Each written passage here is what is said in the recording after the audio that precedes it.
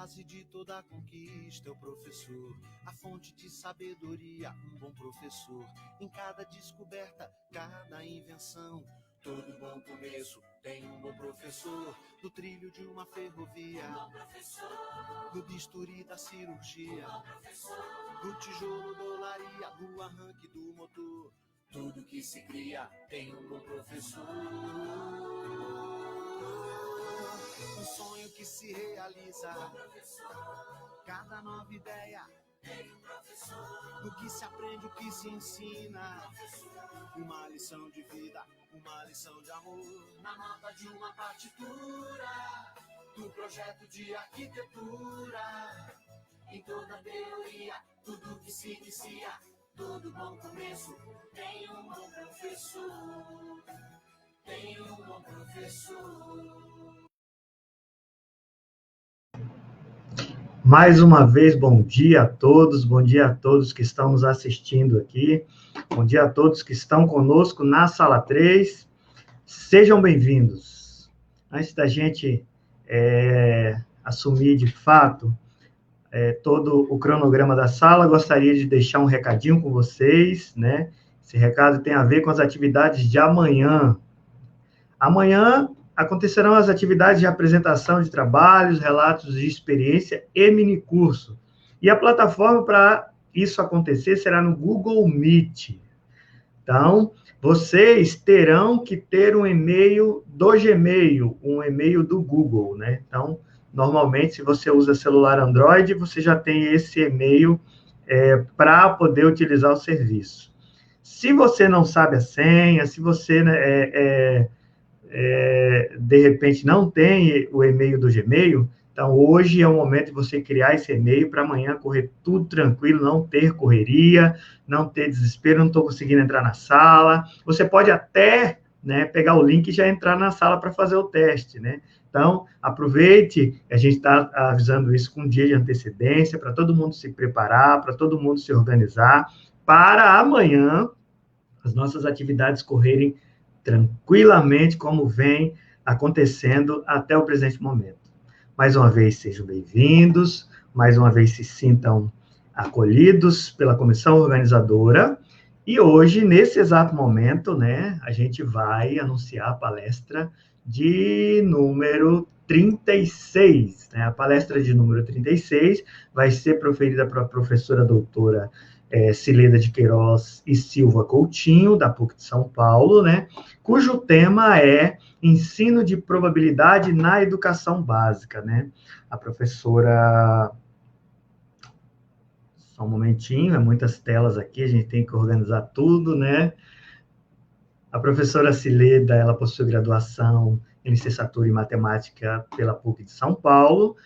Também ela possui graduação em bacharelado em matemática pela PUC de São Paulo, mestrado em educação pela PUC de São Paulo também, e doutorado em didática pela Université Joseph Fourier. Ela é professora assistente na PUC de São Paulo, e atua no programa de pós-graduação em Educação Matemática e também atua no departamento de Matemática, Ela tem experiência na área de Matemática, com ênfase em Educação Matemática, atuando principalmente nos seguintes temas: ensino e aprendizagem, educação estatística e financeira, formação de professores e livro didático. Então, a gente tem uma grande satisfação em trazer para vocês a professora Cileda. Bom dia, professora. Seja bem-vinda ao nosso evento. Se sinta à vontade. Gostaria de agradecer em nome da comissão pela senhora ter aceitado participar e estar conosco neste momento. Vou passar a fala para a senhora e, a partir de então, a senhora conduzirá os trabalhos. Obrigada. Eu quero desejar um bom dia a todos. Muito prazer de estar aqui, de ter essa oportunidade de falar da probabilidade na escola básica. É uma das minhas paixões eternas. Eu trabalho com isso, eu pesquiso sobre isso, eu estudo isso desde o meu mestrado, que já foi no tema de probabilidade. já foi, o doutorado também foi uma continuação do mestrado no tema de probabilidade, eu defendi em 2001, então olha quanto tempo que eu trabalho com isso, que eu gosto disso. Vou compartilhar a tela com vocês, para a gente começar a conversar sobre o tema.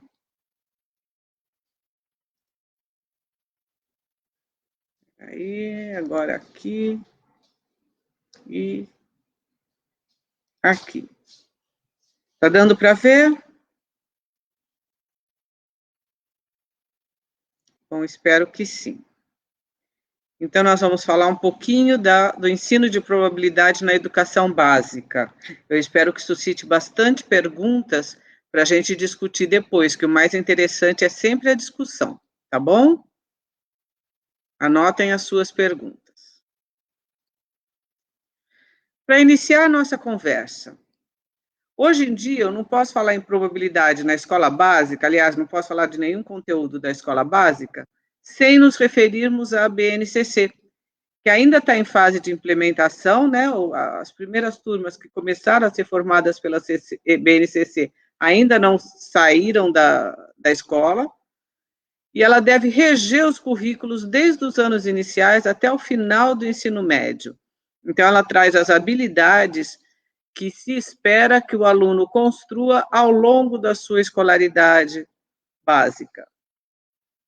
A gente tem que notar o avanço que houve na abordagem da probabilidade, desde o que estava na BNCC, nos PCNs, até o que está agora na BNCC. Ela ganhou muito espaço e ganhou uma certa, assim, continuidade, porque começa lá do primeiro ano do fundamental e vai até o terceiro ano do médio. Embora no ensino médio a BNCC traga uma coisa mais geral, né? Não traz por ano. E traz, inclusive, uma parte de interdisciplinaridade que nós vamos discutir. Então, nós vamos iniciar essa conversa percorrendo essas habilidades para observar o que se pretende no ensino de probabilidade, e aí eu comento os ganhos. Nos anos iniciais, o objetivo é compreender que nem todos os fenômenos são determinísticos, isso é importante, né? Durante muitos anos na história, até o início do século XX mesmo, acreditava-se que o mundo era probabilista, e tudo que acontecia no mundo eram eventos, aliás, determinísticos. Então, lá, a primeira habilidade, no primeiro ano, classificar eventos envolvendo o acaso, tais como acontecerá com certeza, talvez aconteça, é impossível de acontecer, em situações do cotidiano. Então, por exemplo, eu tenho uma vasilha com balas de chocolate e balas de morango. Eu pergunto para a criança, você vai tirar uma bala, qual é a probabilidade de sair? Quer dizer, você tem chance de, não fala de probabilidade ainda, você tem chance de tirar uma bala de limão? Ela vai saber que isso é impossível de acontecer, né? Ou se tiver só balas de morango, o que você acha? Você pode tirar uma bala de morango? Ela vai falar, com certeza, porque só tem bala de morango. No segundo ano, classificar os resultados de eventos cotidianos aleatórios como pouco prováveis, muito prováveis, improváveis e impossíveis. Também com eventos cotidianos, coisas simples, como esse sorteio de bombons, por exemplo. No terceiro ano, identificar em eventos familiares aleatórios todos os resultados possíveis, estimando os que têm maiores ou menores chances de ocorrência. Repara que aqui ele fala de espaço amostral, todos os resultados possíveis, sem falar o nome, sem dar o nome de espaço amostral. Aqui não é a hora de você formalizar as coisas com as crianças, é muito mais no intuitivo, tá? Então, se eu tenho meu minha vasilha tem muito mais bala de morango do que de chocolate, ela ela consegue identificar se tirar morango tem maior ou menor chance de ocorrência se ela for escolher uma bala lá dentro, sem olhar, né? Uma bala aleatória.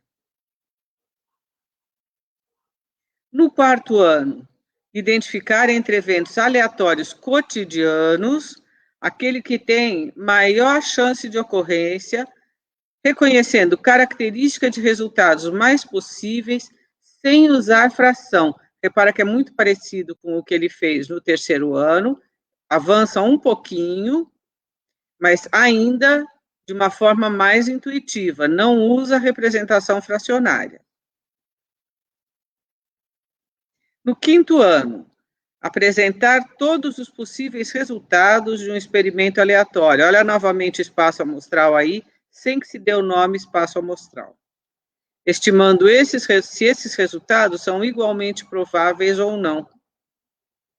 Então, por exemplo, aqui eu posso lançar moeda, eu posso lançar dado, que são coisas, dados é uma coisa que está em tudo que é jogo, que as crianças têm, jogos de tabuleiro que as crianças jogam, quase não jogam hoje, né, que é tudo no smartphone, mas é bom incentivar o jogo de tabuleiro.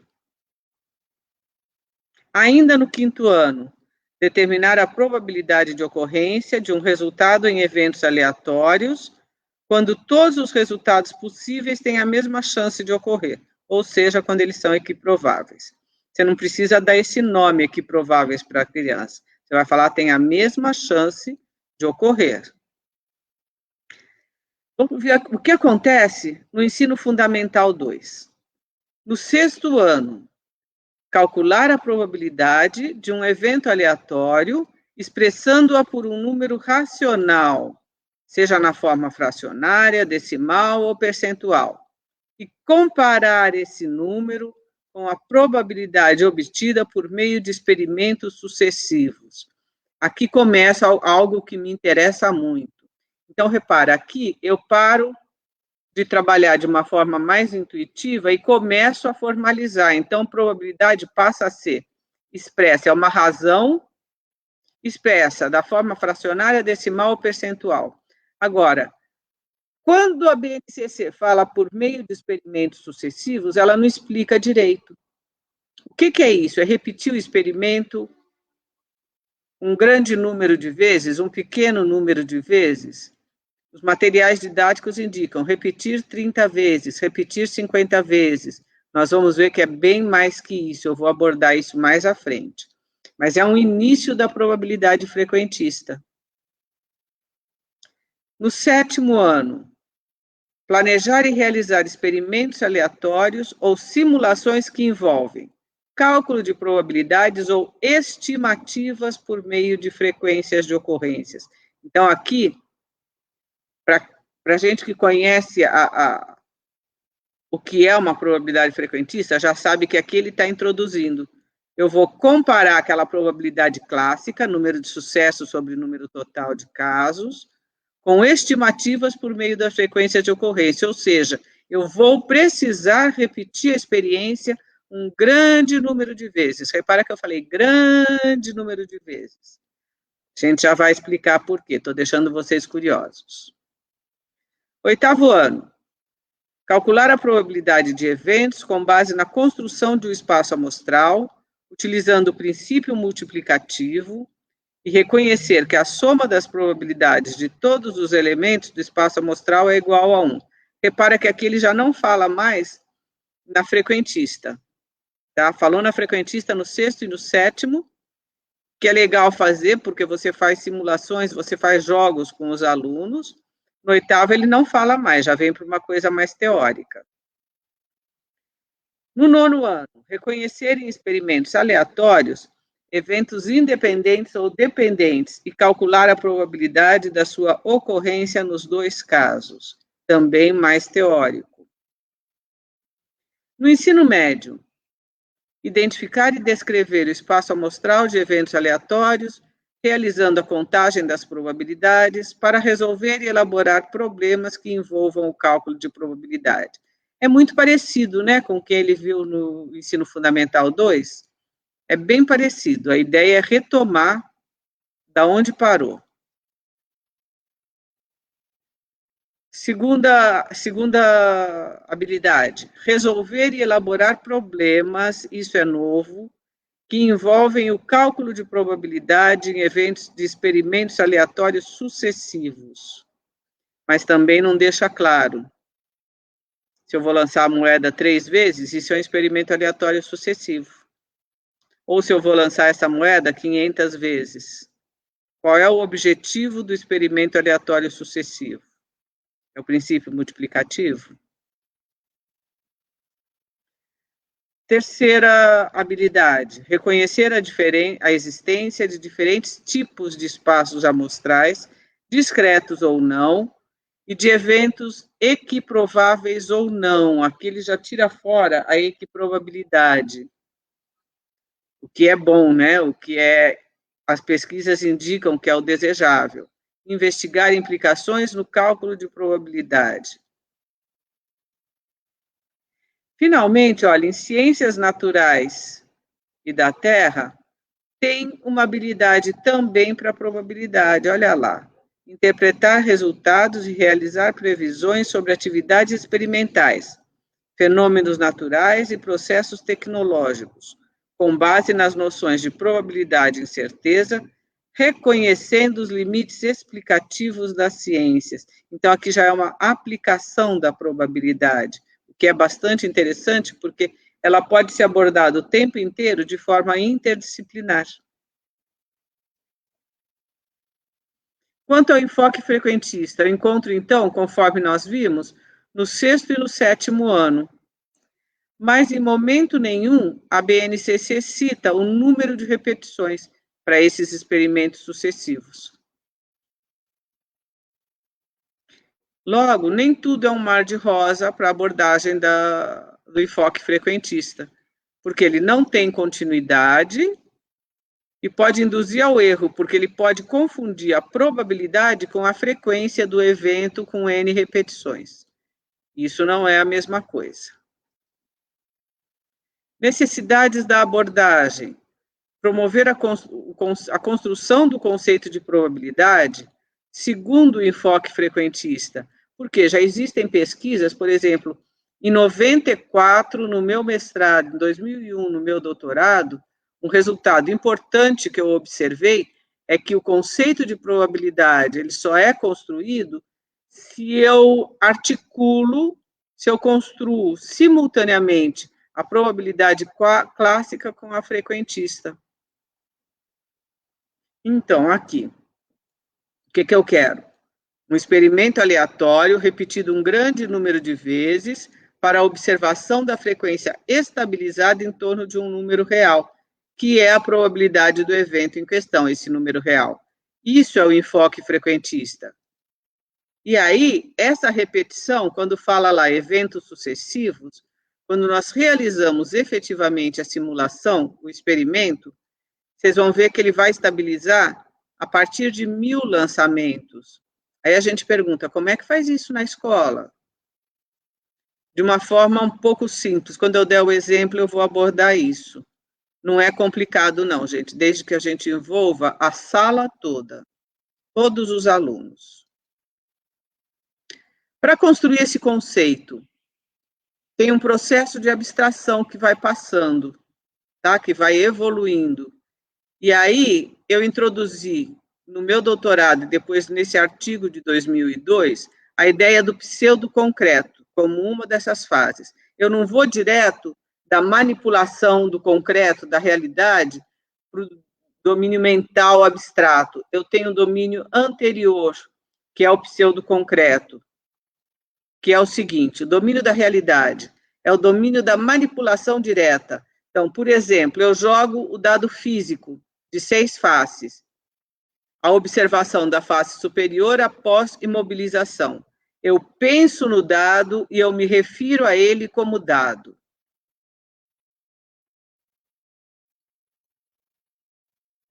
No domínio pseudo-concreto, já é uma experiência mental. Então, quando eu vou fazer o lançamento, eu penso no cubo, porque eu penso nas simetrias do cubo, mas me refiro a ele como dado. A minha linguagem ainda é como dado. Eu tenho uma face de número 1, tenho uma face de número 2. E no domínio teórico é o domínio da experiência abstrata. Então, eu penso no cubo e eu falo na terminologia da geometria do cubo, na terminologia do cubo, tá? Isso é a experiência abstrata. Vamos pegar um exemplo? O jogo da soma. Nós lançamos 2 dados e somamos os valores indicados nas respectivas faces superiores. Eu gosto muito desse jogo para trabalhar com um aluno, porque ele não é equiprovável. Então, você não dá um primeiro passo já com limitação de equiprobabilidade, você pode avançar. Então, a tarefa é determinar a probabilidade de obter a soma igual a 9. O espaço amostral, aqui está indicado em amarelo a diagonal principal. São quando os dados, as faces saem iguais, mesmo número. E em roxinho, em lilás, né, isso aqui, as que dão soma 9. Então, são 4 resultados. Olha lá, o espaço amostral é composto por 36 eventos equiprováveis. Por que é equiprovável quando eu jogo um dado? A gente fala, é porque tem 6 faces, então cada face é equiprovável, mas não é bem isso. Ele é equiprovável porque o dado é simétrico em relação ao centro de massa. O cubo que ele representa é simétrico em relação ao seu centro de massa, o que conduz à equiprobabilidade das faces. Então, aqui eu penso o cubo e falo o dado. Tanto que eu achei na internet, eu preparei isso e fui ficando com os dados na minha cabeça, vocês não têm noção o tanto de dado que eu comprei esses dias. Eu sou um absurdo quando está com o celular na internet comprando coisa. E vi como que é fácil viciar dado. Então, eu desloco o centro de massa. Se eu puser 10 minutos no forno, ele já muda o centro de massa. A face que está para cima é aquela face que vai sair mais. Então, eu desloquei o centro de massa. O dado deixou de ser equiprovável. Dessa forma, vamos lá. O número de sucessos são 4. 3, 6, 4, 5, 5, 4, 6, 3. Número total de casos é o número do espaço amostral, são 36 elementos, 36 pares. Qual é a probabilidade, então? Eu tenho 4 em 36, ou seja, 1/9. Mas se eu fizer uma simulação, olha o que acontece com 1.500 lançamentos dos 2 dados. Para dar 1/9, 1,1 aproximadamente, olha como ele varia, como quando eu faço, olha lá, eu falei 1.000, quando eu chego aqui, olha, em 990, estão vendo o meu cursor? Ele está começando a estabilizar. Repara que até aqui está bem instável ainda a série das frequências. A partir daqui, ele começa a estabilizar mais. Mas ainda tem certa instabilidade. Então, eu peguei no Excel e fiz 2.500 lançamentos. Por quê? Porque quanto mais reproduções de experimentos, melhor é a convergência. Lembra que eu falei que é aquele número ao redor do qual, número real ao redor do qual as frequências se estabilizam. Esse é o valor da probabilidade. Olha aqui, para 2.500 lançamentos, olha a estabilidade. Tá vendo? A partir de 1.500, exatamente onde eu parei lá, olha a estabilidade. Então, eu preciso ver em torno de que número ela se estabilizou e fazer, a partir daí, uma estimativa. Aí você entra com a probabilidade subjetiva.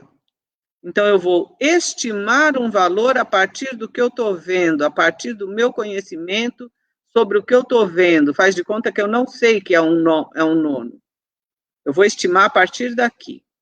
Estimando a partir daqui, eu calculo aquele nono e comparo os resultados.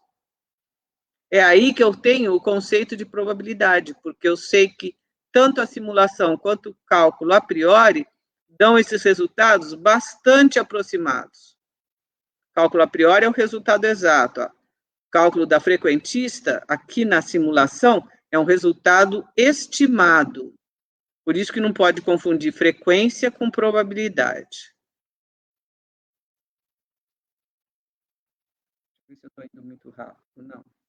Mais ou menos. O que acontece com os alunos? Será que eles conseguem entender isso? Voltar lá. Uma experiência que a gente teve com alunos de licenciatura, eu faço pesquisa disso com a professora Aureluz Carvalho, a gente tem trabalhado muito com probabilidade. E o que nós temos visto nas oficinas que nós realizamos é que, mesmo para professores em formação continuada, se eu dou só a tabela com os valores, fica difícil perceber a convergência. No momento que nós colocamos o gráfico, na hora eles falam da convergência. Eles conseguem estimar o valor da probabilidade. Muitos deles não sentem nem falta do cálculo a priori. Depois é que a gente fala, mas e se fosse a priori, como daria? O que aconteceria? Aí começa a sair. Mas é muito frequente esse reconhecimento. Por quê? Segundo o Dival, professor Dival, na teoria que ele propôs, registros de representação semiótica, a apreensão perceptiva, que é essa que eu bato o olho e já vejo o que está acontecendo, eu percebo a figura. A apreensão perceptiva, ela é muito mais fácil. Então, aqui, eu bato o olho e estou vendo essa... Deixa eu ver se eu consigo destacar. Não sei mexer muito bem nisso, não. Não, melhor não. Opções de ponteiro, tá aqui. Opção de ponteiro. Opa. Marca texto. Olha só, até aqui ela está bem estável. Bem estável. Começa a estabilizar. Vou fazer entreacejadinho. Espero que vocês estejam vendo, apesar de ser amarelo. Olha aqui a estabilidade como fica. Pensa no aluno percebendo isso aqui. Tá? Então, ele vai ter uma apreensão perceptiva na qual ele vai conseguir estimar o valor da probabilidade. Opções de ponteiro, deixa eu voltar para o apontador a laser.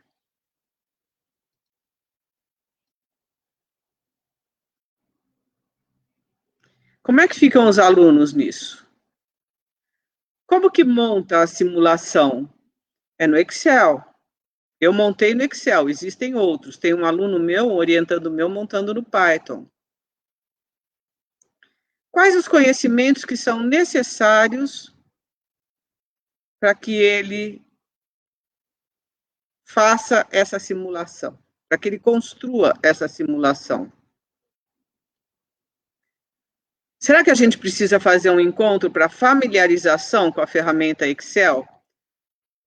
Uma coisa que nós observamos, que um dos nossos colegas, professores participantes, observaram, é o seguinte: o aluno, ele tem facilidade para mexer no smartphone, ele arrasta o dedo e as coisas acontecem.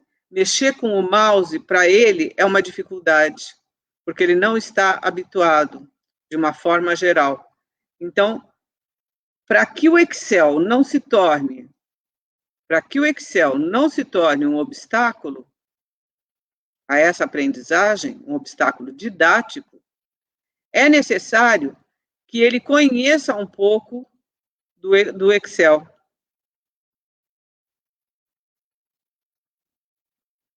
Deixa eu voltar aqui, opções de ponteiro, Cadê você? Deixa. Então, a gente precisa fazer um encontro para familiarização. Uma vez, agora eu vou de baixo para cima. Uma vez que ele está familiarizado com o Excel, para montar as fórmulas que ele precisa, são fórmulas básicas. O aleatório, soma e o condicional se. Se tal coisa acontece, então põe o resultado 1, põe o resultado 0. Ele precisa desse condicional. Esse condicional ele vai aprender na familiarização com a ferramenta. Então, que conhecimentos são necessários? Ele precisa conhecer o que é frequência, ele precisa conhecer o que é o aleatório, ele precisa conhecer a função C, precisa conhecer números decimais, porque ele vai trabalhar com a estabilização com números decimais. Com tudo isso, ele consegue montar a simulação. Aí a minha pergunta para vocês: a partir de que ano de escolaridade eu consigo fazer essa simulação com eles?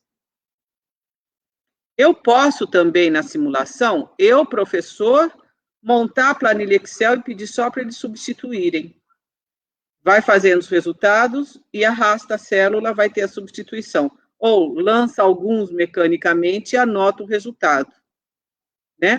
Tem applets que lançam mecanicamente e vão dar os resultados. Você lança lá 20 vezes, anota o resultado, mais 20. Se cada aluno, você pensa numa sala com 35, 30 alunos, 40 às vezes a gente tem a sala, né? Pensa numa sala grande assim. Se cada aluno repetir 50 a 100 vezes, e numa applet você repete isso muito rapidamente, e anotar os seus resultados, por exemplo, de 20 em 20, você vai ter um gráfico como esse que eu montei. Você vai ter um gráfico como esse, somando os resultados dos alunos, juntando os resultados de todos eles. Pensa, se cada um repetir 50 e você tiver 30 resultados na classe, você já tem 1.500 repetições. Que já dá uma ideia, né? É este pedaço aqui, já dá uma ideia de estabilização. Embora, por aqui, você perceba que a estabilização não é tanta assim. Ela é boa, mas ainda não é suficiente, não é como aqui atrás. Ok?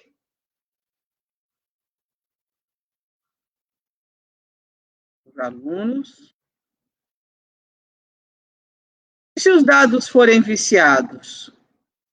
E aí nós não temos acesso ao novo centro de simetria, a gente não sabe a probabilidade da face cair. O que eu faço? Um dos caminhos possíveis é o lançamento desse dado que é viciado, um número suficientemente grande de vezes para observar a estabilização das frequências. Mas não pode fazer no Excel, porque o Excel supõe que probabilidade. Então, é lançar na mão. Vocês vão falar, é judiação. Então, eu vou contar para vocês que no meu mestrado, eu lancei taxinhas dessas de pregar coisa na parede, e aí eu não tinha o centro de massa, eu não sabia qual era mais provável, cair com o bico no chão ou com o bico para cima. E aí eu fiz meu filho e a minha mãe, meu filho era pequeno na época, ele e a minha mãe, eu dei uma taxinha para cada um copinho para ninguém se machucar, e eles lançaram para mim 1000 vezes. Então, eu tinha um gráfico de 1000 vezes para mostrar para os alunos na hora de experimentação, porque 1000 vezes na sala de aula, com taxinha, não estava funcionando bem. Nós fizemos com alunos de equivalente hoje a 7º ano. Vamos dizer que as taxinhas eram mais usadas para beliscar os colegas do que para fazer o experimento. Então, a gente resolveu, eu e a pessoa que estava fazendo comigo, a colega que estava fazendo comigo, resolvemos levar uma pronta. E aí eu pus minha mãe e meu filho para jogar. Não é uma boa ideia, porque hoje meu filho não gosta de matemática, mas resolveu aquele problema na hora. E nós, professores, o que acontece? Nós temos aí a formação inicial. Como que se dá o ensino da probabilidade na formação inicial, nas licenciaturas? Nem todos os cursos têm uma disciplina de probabilidade, muito menos uma disciplina de didática da probabilidade. Como fica isso? Hoje em dia, parece que a gente tem esperança que isso mude, porque com a BNCF, que é a diretriz para a formação de professores, tem lá bem explícito que o professor tem que ser formado para aquilo que ele vai ensinar segundo a BNCC. Então, ele vai ter que receber essa formação na formação inicial. Na formação continuada, quantas a gente percebe que tenha probabilidade no seu conteúdo? Geralmente, eles falam estatística e probabilidade, dá muito mais ênfase para a estatística do que para a probabilidade. Porque é mais atrativo, né? Sai mais na mídia, sai nos gráficos que saem nos jornais. É importante, não estou dizendo que a estatística não é importante, ela é super importante, mas há que se ter um lugar também para a probabilidade, porque a gente tem que compreender, por exemplo, o que é uma margem de erro, o que é o risco. Quando eu tomo uma decisão, qual é o risco que tem? O risco é uma probabilidade, tá bom? Qual é a prática necessária do professor para que o aluno possa construir o conceito de probabilidade? Então, o que a gente espera? Que esse professor consiga, ao mesmo tempo que ele trabalha, como diz a BNCC, desde lá do início, perceber que nem tudo é determinístico, que o mundo não é determinístico. Perceber o que tem maior chance de ocorrer, o que não tem, o que é impossível de ocorrer. Perceber a realização de experimentos, como que acontece, como é que eu posso repetir esses experimentos? Primeiramente, de forma mecânica. Eu vou jogar dado, eu vou lançar moeda. Então, primeiramente, de forma mecânica, depois eu monto uma simulação, seja por um applet que já está disponível na internet, seja por uma construção no Excel, que aí, se o aluno é maior, final do ensino fundamental 2, ele já consegue entender essas fórmulas que estão no Excel. Uma vez que ele entendeu isso, vocês vão ver que eles vão muito mais rápido que a gente. Então, o professor precisa ter essa prática de fazer a probabilidade a priori, fazer a probabilidade a posteriori, que é o que a gente chama frequentista, comparar as duas e fazer o aluno analisar, para que ele tenha confiança também na simulação. Na hora que ele não tem acesso às informações para fazer o cálculo a priori, número de sucesso sobre número total de casos, ele sabe que ele pode fazer a simulação para que isso se desenvolva, para que isso ocorra da forma desejada.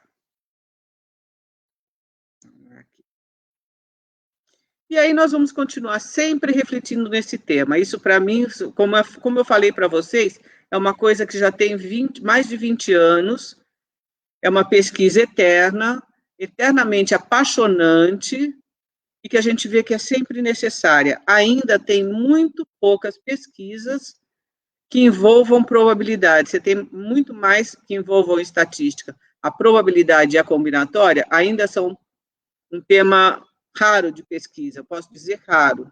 Então, eu convido vocês todos a pensarem no assunto, podemos montar grupos de reflexão, particularmente, lá na PUC, nós estamos planejando para o início do ano que vem, para março, oficinas no primeiro semestre, probabilidade estatística e financeira. Mas no planejamento eu já estou com mais de 1 mês e meio só de probabilidade, só tratando a probabilidade até a probabilidade condicional. Então, os interessados podem entrar em contato e a gente passa maiores informações, tá bom? Muito obrigado. Podemos parar a compartilhação, por favor? Compartilhamento. Ai, meu Deus, estou com sono, gente, não reparo.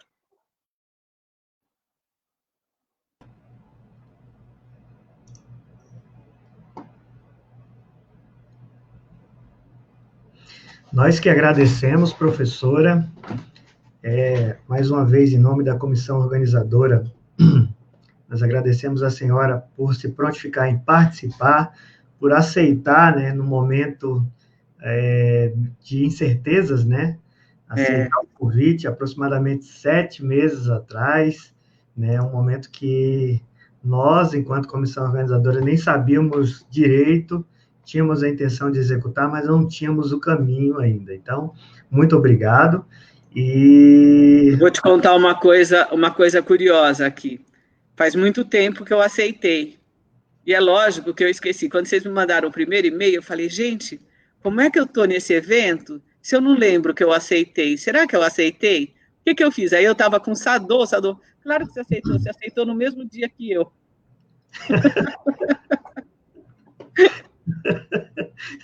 Então, eu fiz uma confusão, porque são vários eventos, né? Então, posso responder só uma pergunta que já está aqui, porque assim se essas oficinas serão presenciais? Não, elas serão virtuais. Primeiro semestre a gente não pode nem pensar em nada presencial ainda, né, gente? A vacina ainda está muito incerto. A PUC não deve voltar. Tem um comentário aqui, professor, eu coloquei ele aí, ó. Verdade, são poucos materiais para estudo sobre o assunto. É que vai passar, eu copiar ele aqui para mim ler, porque senão eu me perco. Tá aqui, nos livros didáticos, ele está passando. Das séries iniciais também apresentam poucas atividades. Um grande abraço e obrigada pela palestra. Eu que agradeço vocês assistindo, vocês terem paciência de assistir a minha fala. Sei que a voz ainda não está boa, mas de manhã, gente, eu não funciono muito bem. Tem uma pergunta aqui. A Emily Diniz, ela fala, bom dia, professora Cileda, poderia falar um pouco mais sobre as diferenças entre compreensões de chance e probabilidade? Quando a gente fala chance, a gente fala um pouco da parte intuitiva. É a primeira ideia que a criança tem. Então, por exemplo, se a criança está fazendo um jogo de tabuleiro, ela lança os dados. Qual é a chance dela tirar um 6 e ganhar o jogo? Qual é a chance dela tirar um 1 e fugir daquela casa do volte tudo? Porque a casa está no lance 2. Então, ali ela ainda está falando de chance, ela ainda não entende. Eu não preciso contar para ela ainda o que é uma probabilidade, porque o que é a probabilidade? É a medida de incerteza na ocorrência de um experimento aleatório. Então, eu não preciso falar isso ainda para a criança. É muito cedo. Eu não posso atropelar. Tá bom? Te respondi? Muitos comentários aqui, né? Ótima palestra da Karina, ótima palestra, tema importante, mas pouco abordado pelos livros didáticos. Na verdade, isso é uma realidade, né, professora? É realidade. Menos de 7% da coleção fala de probabilidade. Eu trabalho muito com livro didático, inclusive agora eu tenho um orientando que está olhando probabilidade no livro didático, e é impressionante a pouca abordagem que tem nos livros, em comparação à abordagem dos outros temas. Uma das coisas que a senhora falou, eu achei bastante pertinente, que além da abordagem ser mais escassa, a ênfase que se dá à probabilidade, às vezes até por nós professores mesmo, é menor em relação à ênfase que se dá para a estatística, né? Sim, bem menor. E assim, quando se dá essa ênfase, é sempre jogo de dado, jogo de moeda. Fica nos jogos. Tem um aluno meu também, um orientando meu, que defendeu o doutorado em 2018. E ele passou um questionário para os professores da rede municipal da cidade de São Paulo. É impressionante a proporção de professores que reconhecem o acaso muito mais em situações de jogos que em situações cotidianas. Na cotidiana não vê probabilidade. Ainda é uma visão determinista, que dominou na história toda até o final, até o começo do século XX, né? Foi para isso com Poincaré, lá no início do século XX. A história da probabilidade também é uma coisa muito bonita, gente, de se olhar, de se estudar, e também não vem nos materiais didáticos. A senhora tocou no assunto, uma conversa, uma vez com o professor Miguel, lá da Unesp de Bauru, e eu gosto de trabalhar com a temática de probabilidade estatística, né? Ai, que bom. Ele me sugeriu um livro, falou, lê o livro O Andar do Bêbado. Sim. E através desse livro, assim, me aguçou muito mais a curiosidade do acaso, né, e como esse acaso está presente em nossas vidas. E o mesmo autor do livro tem um outro livro, né, Enquanto a Senhora Toma Chá. Uma Senhora Toma Chá. E é excelente, eu excelente. Eu recomendo altamente. Vou até colocar ele aqui, ó. Ele foi o livro que me fez, assim, ficar mais maravilhado. Olha, pessoal. Sim. Uma senhora... excelente esse livro. Ele me fez ficar muito mais... E ele trabalha bem com a história também. Justamente. Agora, para você ter uma ideia, no meu mestrado e no meu doutorado, eu tive em cada um deles um capítulo só de história e epistemologia, que eu tive que estudar isso. Meu orientador era muito forte nessa área. Então, eu tenho a obra de Laplace, o ensaio philosophique de probabilité, onde ele lança a axiomatização de probabilidade. Eu tenho Ars Conjectandi, que é onde começa a probabilidade frequentista. Eu tenho tudo isso. Eu adoro. Eu tento fazer os meus alunos se apaixonarem também por isso. Eu tento contagiar todo mundo. Isso que é o bom, né? Por exemplo, o professor Miguel me contagiou. O olhinho da gente brilha, né? O olhinho da gente brilha e aí você acaba contagiando mesmo os outros. O olho tem que brilhar. Verdade. O olho tem que brilhar. Chegou mais duas mensagens aqui da Luciana, né? Quero muito pesquisar sobre o ensino de probabilidade nos anos iniciais. Esse é meu tema de projeto. Tem também do Pedro. Ótimo, Luciana. Parabéns pelo trabalho, professora. Como posso mostrar para o meu aluno que, se a probabilidade é zero, não significa necessariamente que o evento é impossível? Pois você vai trabalhar com o aluno a coisa mesmo do acaso. O evento certo não é que toda vez que você joga vai dar um. Se você lança a moeda, não é que toda vez que você joga vai dar cara. Não é que nunca vai dar cara. Agora, aquele exemplo que eu dei do pote com as balas, se tiver só bala de morango, não tem como sair uma bala de chocolate. E eu tenho certeza que vai sair a bala de morango. Sorteando, mesmo que eu sorteie lá, sorteio aleatório, fecho os olhos, puxo a bala, não tem jeito.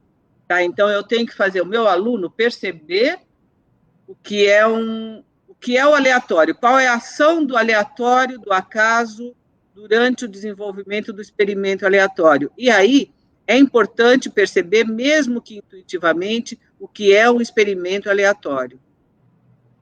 Muito bacana. Só para informar, né, assim, a palestra, até o momento, teve um engajamento na rede social, onde ela está sendo transmitida, no Facebook, né, de 290 pessoas. Nossa! Clicaram, em média, aqui a gente ficou em 60 pessoas contínuas dentro da sala, né, e lá na rede social, pessoas que clicaram na palestra, até o momento, foram 240, né? 240. Ainda bem que eu não vi, já ia ficar com a perna tremendo. E aí, assim, gostaríamos de levantar, né, também, como essa palestra vai ficar disponível, e muitas pessoas estão assistindo outras palestras nesse mesmo tempo que estão funcionando outras duas salas, né? Vai ter possibilidade das pessoas que se interessarem pelo tema, se interessarem pelo trabalho da professora, posteriormente assistir a palestra, né?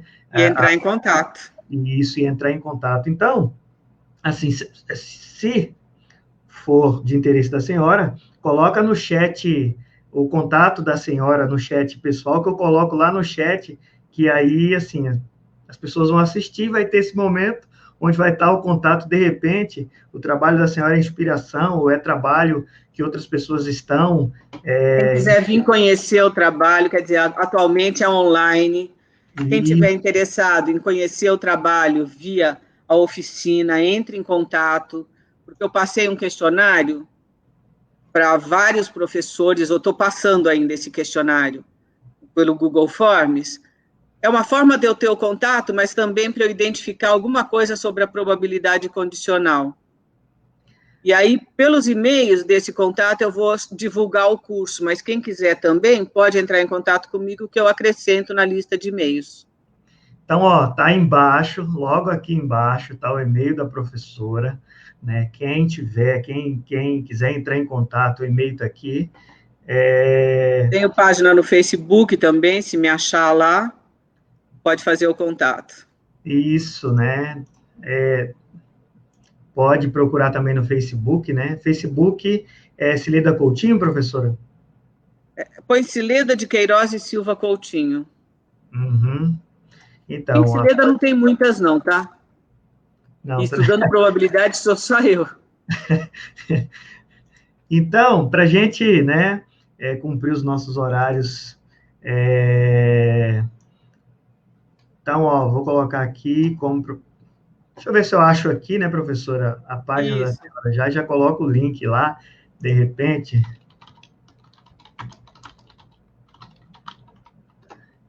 As pessoas que têm interesse já podem... Porque como eu estou sempre online, chega o aviso dos contatos, né? Então... enfim, não vai dar tempo. Então, é o seguinte, vocês podem procurar, deixa eu colocar aqui, né?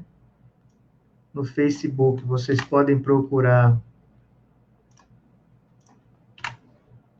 Cileda de Queiroz e Silva Coutinho, da forma que está aqui, né? E vocês terão um contato mais próximo com a professora, né? E aí o seguinte, professora, para a gente finalizar os trabalhos aqui da sala, nesse momento, aí eu vou pedir para a professora deixar suas considerações finais. Alguém achou. Leandro Diniz achou, olha lá. Uhum. O Leandro me conhece. Brigadão, Leandro. Leandrinho é amigo. Cássio também está por aí, que já mandou mensagem. Cássio fez o mestrado e o doutorado comigo. Leandro está aqui. Tudo bom, Leandro? Beleza, obrigado. Então, gente, o que eu tenho para falar para vocês é realmente um convite para vocês refletirem sobre o assunto. Se quiser trocar ideia, se quiser trocar figurinha, entre em contato. Nós temos um grupo falando, nosso grupo está coordenado por mim e pela Auriluce. Então, está ficando assim, a gente quer dar corpo, a gente quer que isso tudo que nós estamos fazendo a reflexão, que nós pensamos, que nós estudamos, que chegue na sala de aula, que chegue para o professor, e que parta do professor também a orientação. Olha o Danilo Saez aí, que foi me orientando também.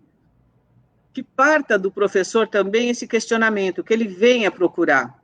Quando eu falei de dado viciado, o mestrado do Danilo é que usou dado viciado, ele que me ensinou como que faz, pôr no forno de casa. Fica um cheirinho não muito agradável, mas dá para fazer.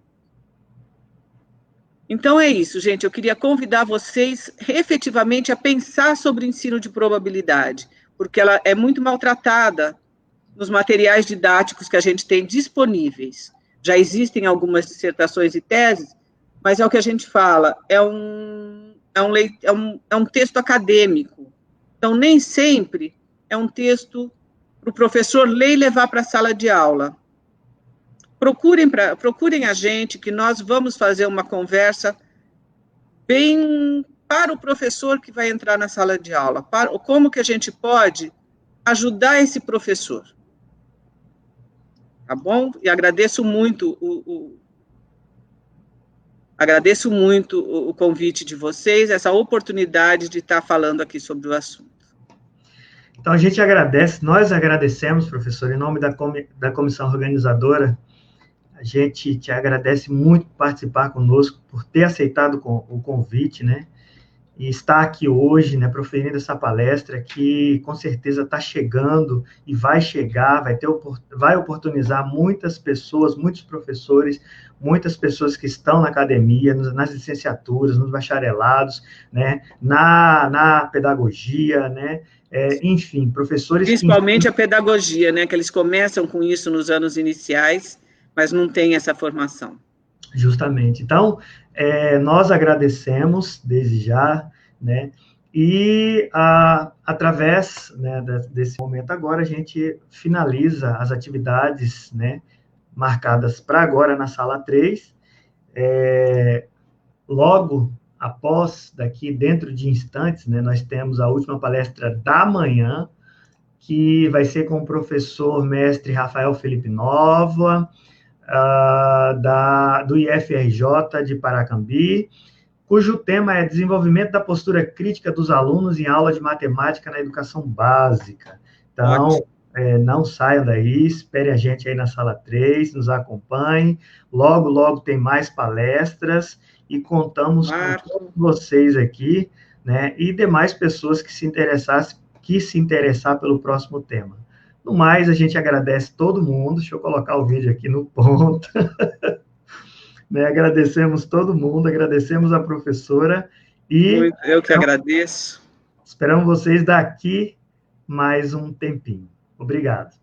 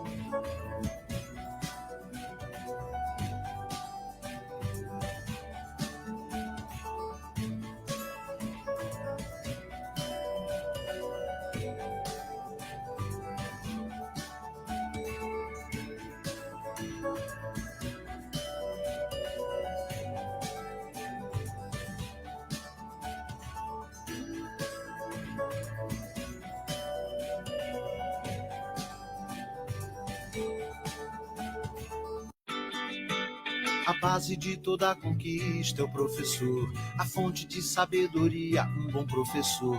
Em cada descoberta,